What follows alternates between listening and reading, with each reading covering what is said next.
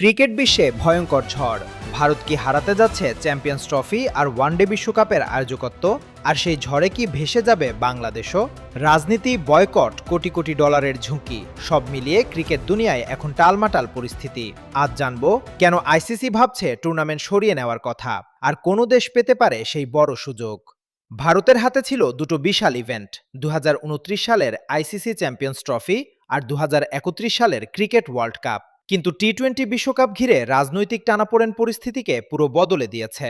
Hybrid model চুক্তি অনুযায়ী ভারত আর পাকিস্তান একে অপরের দেশে খেলবে না, কিন্তু বাংলাদেশ নিরাপত্তা উদ্বেগের কথা তুলে ম্যাচ সরানোর আবেদন করলে সেটি নাকচ করে দেয় ইন্টারন্যাশনাল ক্রিকেট কাউন্সিল।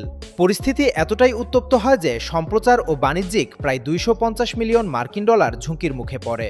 শেষ পর্যন্ত ম্যাচ হয় কলম্বোতে, ভারত জেতে 61 রানে। কিন্তু ঝড় থামে না। এখন শোনা যাচ্ছে আইসিসি বিকল্প আয়োজক হিসেবে ভাবছে অস্ট্রেলিয়ার কথা। অস্ট্রেলিয়া আগেও সফলভাবে ভারত পাকিস্তান ম্যাচ আয়োজন করেছে। 2015 বিশ্বকাপে অ্যাডিলেডে দর্শক ছিল 41,587। 2022 টি-20 বিশ্বকাপে মেলবোর্নে হয়েছিল রেকর্ড 90,293 দর্শক। এছাড়া টাইম জোন সুবিধা উপমহাদেশীয় বাজারের জন্য বড় প্লাস পয়েন্ট। অন্যদিকে মাঠের বাইরেও চলছে বাকযুদ্ধ।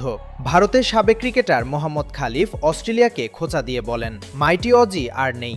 জবাবে অস্ট্রেলিয়ার সাবেক তারকা দামিন মার্টিন মনে করিয়ে দেন, অস্ট্রেলিয়ার ট্রফি 10টি, ভারতের 6টি। ট্রফির আলমারি এখনো সমৃদ্ধ, এটাই ছিল তার কড়া বার্তা।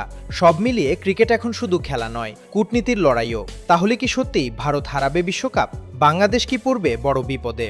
আপনার মতামত কি কমেন্টে লিখে জানান। আর এমন এক্সক্লুসিভ ক্রিকেট আপডেট পেতে সাবস্ক্রাইব করতে ভুলবেন না।